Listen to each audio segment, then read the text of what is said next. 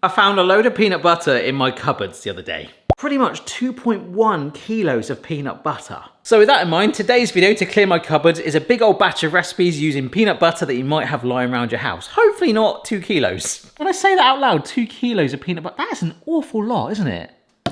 Stuffed cookies. It's my aim to get through most of this today if I can. If not, the dog will love it. So that is 250 grams of peanut butter. And this is the icing sugar. Now, if we mix this together, so obviously the sugar will add a bit of sweetness, but also it will give it even more stability and make it moldable. Slightly paler in color maybe, but what this does is it means, and I believe you can do this with Nutella too, you can get a piece like that, roll it up. I'm gonna stick it on the baking parts. In fact, this will go in the freezer like that. By freezing it and locking it in, when we bake it, that should hopefully make it nice and oozy. I've never done it, but we'll find out.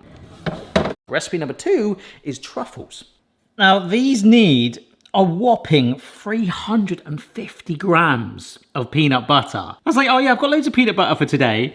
Look, that's how much is left out of one jar already from these 2 recipes. The irony if I end up having to make my own homemade to get by. This is everything else for the truffles. These are some white chocolate chips. Actually, part of this truffle recipe is fairly similar to the core of our cookies in that it's going in the freezer too. There we go then, that is nice and warm. Quite similar steps now with the icing sugar going in. Remember, I just picked out some like simple, easy recipes, but it's not just that.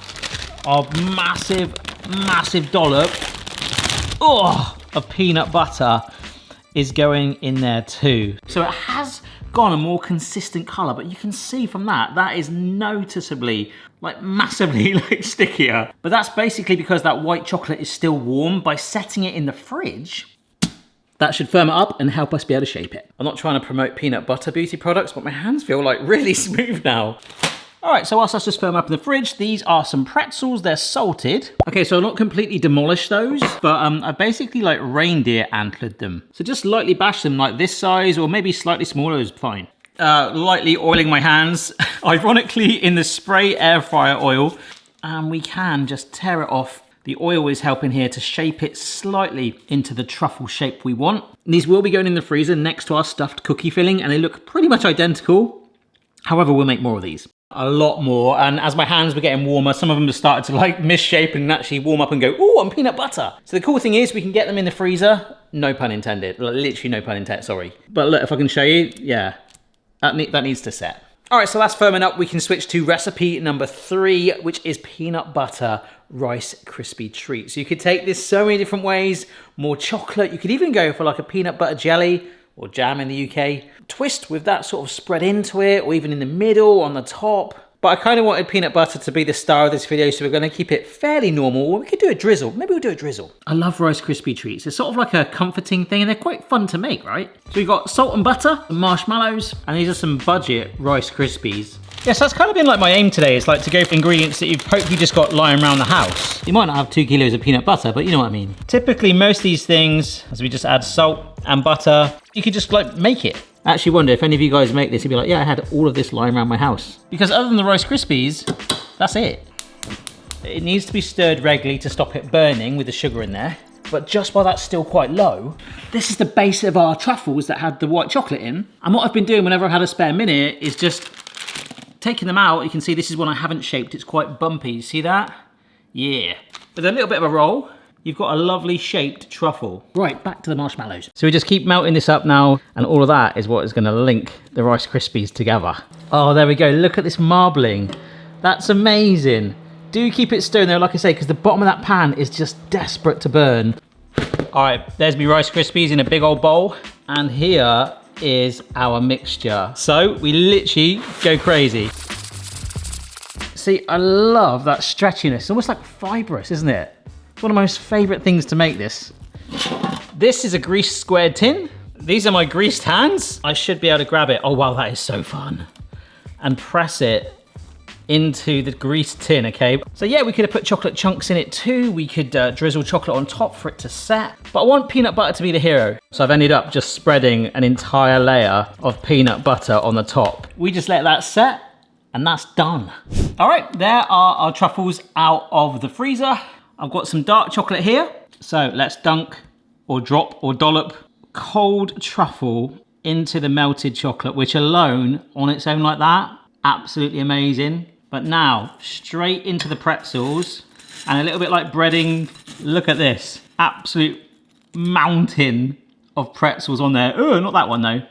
The chocolate will set quite quickly, but we do need to put this back in the fridge. I'm gonna do this loads more times. I love the sort of random chunkiness of these ones. This one I did a drizzle of chocolate and then bashed it up fine, so I had a load of like pretzel dust on there, and that looks really good. The bottom line is you can do it so many different ways. With the coldness on there, it's set, so you just put it in an airtight container until you want to eat it, which for me is now. Oh my gosh. You've got that crunchy outside, the chocolate, pretzels falling off, but the middle is softened and absolutely delicious. I love the colours on it. That's really, really cool. The salt as well really does give it a little kick. I'm so glad I didn't get sour cream ones now. Can we just agree that that looks blooming awesome? And that's the middle of it there with that peanut butter milk chocolate centre. Really, really good that. It's going to be hard to beat. I'd be lying if I said that I didn't eat any more of those truffles. They are exceptionally addictive. Anyhow, I'm using some more butter, kind of as like a big Sharpie, and just greasing this huge springform tin for recipe number 4. In this bowl to help us make a cake is peanut butter, and chocolate. And you might see that there's chocolate chips and a bar of chocolate. It doesn't matter because it's all going to get melted. It's just stuff that I could find lying around the house. Warm it all through because that is a big chunk of our cake batter. I've tried to warm it so it's not completely obliterated and it's starting to break down and get into one very nice smelling peanut butter mixture. There we go. Can you see that now? That is gorgeous. But let's make it even more chocolatey with cocoa powder. We're going to sweeten it with some sugar. This is a whisk worth taking. Look at that. That's suddenly gone very cakey. 1, 2, a bit of shell. 3, 4 eggs. And another bit of shell. Why does that now remind me of chocolate orange? It's not, it's egg yolk, but we break that up, mix it together because all of this combined is basically our cake batter. And before our eyes, I can feel the thickness getting massively different already. I mean, look at that. All of that in there. Let's get that mixture right in there. It's very shiny. When it bakes though, it'll probably go a lot more matte. All right, my top hat of peanut butter fun. In it goes for at least half an hour. So from one tin to another, this, I actually did put it in the fridge, I didn't need to. But look, elevator of peanut butter, Rice Krispie treats, and now my hand is stuck in there, brilliant. Ah, look at that, the big mat of peanut butter infused.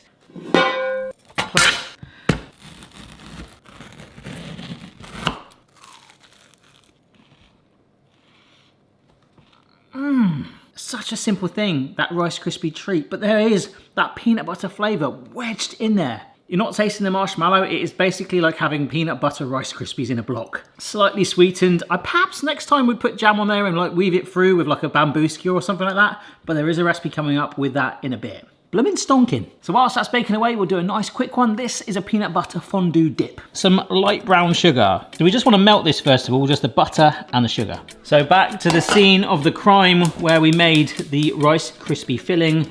Obviously this is just the 2 ingredients for now. There we go, look at that. This is extremely cheeky. That is about 300 grams of peanut butter and an absolute mountain of white chocolate chips. And that's not it. There'll be one other ingredient that doesn't like the heat in a minute, but this needs melting. We can't just have it like that. Looks like some white gravel on someone's driveway. Oh, can I capture this? Oh my word, look. It reminds me of like Kinder Bueno filling. Oh wow, look, look, look, look. And there it is. Last thing that goes in, cream. This should look pretty cool too. Oh, and you can see the rest of it starting to gobble it up now, and it's becoming back to that one consistent color. A lot of stirring today, a lot of color changing, a lot of texture change. And that is a very quick peanut butter fondue. I'm not saying you want to stick it in a chocolate fountain, but marshmallow, ooh. Oh, that is really good. It was slightly still warm, creamy. You don't really taste the white chocolate in there, so maybe I would have it for this recipe. In fact, I think I will when I type it up. But like, it just cloaks it really well like that. Right, cake. Oh, I tell you what, I can even see from there. Yep, that's come out clean. We'll let this cool. We're gonna make that cake look a little bit nicer. In this saucepan is a solitary blob of peanut butter. Also, some more double cream. We're not making a fondue this time. This will help make a ganache. So we're just gonna get this nice and warm. So it mingles and drives that flavor into the ganache. Because just here, we've got chocolate chips. So obviously you could buy a bar of chocolate and grate it up. Whenever I make a ganache now, I'll get the cream nice and hot. The smaller the pieces of chocolate are. So chocolate chips are kind of ideal for that. It will melt quicker. Beautiful, look at that. Really nice warm cream. Every second counts, so let's get that chocolate in there. Milk chocolate, boom. That's just had a little bit of a shock. My wooden spoon, come on, the mighty spoon. Let's keep going, oh wow. There we go. Ganache vibes. I love it so much. I love ganache. We've had a very good day, folks. And these are all so simple to make. Right, that mildly peanut butter infused ganache is going on the peanut butter flourless cake. Oh yes. Oh, this is brilliant. Oh, fantastic. But I've got some, oh, that's quite echoey. I've got some peanut butter left. And I've just bunged that in the microwave. And I'm just gonna dollop it very roughly. And if you want this pretty and gorgeous looking, you've come to the wrong place. This is not me. And because it's bitten slightly, it's gonna sort of set in it. That like you can actually make something that looks quite pretty. Like you've actually put way more thought into it, and really I've just sort of splattered that down. Yeah, I think that looks really cool like that. So once it gets to room temperature, I'll put it in the fridge to chill and we move on. The oven is still on, we might as well make the most of it. We've actually got 2 more things to bake, one of which was the first thing right at the start of the video, those stuffed cookies. Let's get them done now. Okay, so to get us started, we have got peanut butter and butter. Remember, there's peanut butter already in the center of these cookies. I've very nearly used all of it up. This is brilliant. This is a mixture of light brown and white caster sugar, and we're just gonna mix this together. So you like know how you like cream together butter and sugars? We're actually creaming peanut butter too. But now let's bring it back to Cookie Town. Plain flour, pinch of salt, thank you Boston, bicarbonate of soda, and an egg. I ain't giving you peanut butter if you bark at me, all right? Oh, there we go, brilliant, thank you Boston. This is basically our peanut butter cookie dough that's gonna encase our frozen rolled up peanut butter that we did right at the start of the video. And it's been emotional, folks. What a journey so far. We're not done yet. I think I might be saving my favorite one till last. Here they are, nice and firmed. All we want to do really is fully encase our frozen blob, that's what I'm calling it, perfectly. In fact, anything, that coldness, a little bit like how the chocolate set the truffles, might help that grip and hold its shape even better, you know. That's looking awesome. But before we bake it, it's going in a bit of sugar to look like a donut. How about that? So I'm gonna jump to the rest being done. That's enough, that's gonna be fine. If I leave it too long, they were taking so long to do, the middle might melt and destroy this whole idea. Last one, I had to do something peanut butter and jelly. Was it Elvis that liked peanut butter and jelly? Or maybe with bacon? Ooh, peanut butter jelly bread pudding. So a bit of a spin on a retro recipe of like bread and butter pudding. I don't know if that's that common outside of the UK actually. It might be called bread pudding or something like that, but this is peanut butter jam style. Now I might need more than this. I've got 6 slices at the moment, but let's just get these off. And this is my 3rd jar. That is pretty much how much I've got left. So as long as I don't go too thick on this, we should be okay. Some strawberry jam at the back here. We basically make a bodge sandwich. Peanut butter and jam gets to meet each other. And then, we have got tiny little peanut butter and jam sandwiches. Let's just stack these in here like my lunchbox years ago. Taking it to school. Sandwiches never look the same when they arrive. Look at that. Oh my word. That's gonna need a custard in it, but let's look at those cookies. Ooh. I mean, if I try and eat them right now, they'll be like red hot, but look at them. That sugar dusting's done amazing work. Nothing's exploded, so the freezing theory has worked. They actually look like they've got, yeah, look, a fair bit of movement in it already, so I can put it immediately. Oh no, I just broke it. There we go, that's better. I mean, the good news is they're still cookies. However, just looking at that filling there, I don't know, maybe it'll be gooey when I pull it apart, but it still looks like it's in a ball. I actually gave it like 5 minutes more baking time than suggested, so hey ho. Time to make the custard. 4 eggs and a teeny bit of shell again. Some vanilla extract, some sugar, and an absolute mountain of cream, which is really, with the eggs, what this all needs. That is gonna drench our sandwiches. So you know how like bread absorbs loads of moisture? That's exactly what we want it to do with our custard mix. And I'm trying to pay good attention to getting it to go over the jam and peanut butter, because by doing that, it's actually gonna probably bond like the jam and custard together. And I might as well use this spatula because I've got it to hand. It's absorbing a lot of that custard into the bread itself. My nan used to love making this. If you've not heard of this pudding before, like literally it's made with bread and butter. It was made with whatever you had lying around, and obviously for me, I had a lot of peanut butter lying around. So I'm gonna leave it like 10 minutes to stand like that, which is perfect because we'll try those cookies now. I don't know how good these have turned out. It should, hopefully, let's just break it in half. Oh yeah, okay. It's very hard to see it, but there are 2 tones of color in there. You've got the outer cookie and then the wedge of it here. So the theory is basically you've got a cookie, peanut butter flavored, wrapped around, well, basically a blob of peanut butter. And right now it's had so much peanut butter and handled so much, warmed it, cooled it, held it. It's the last thing I want.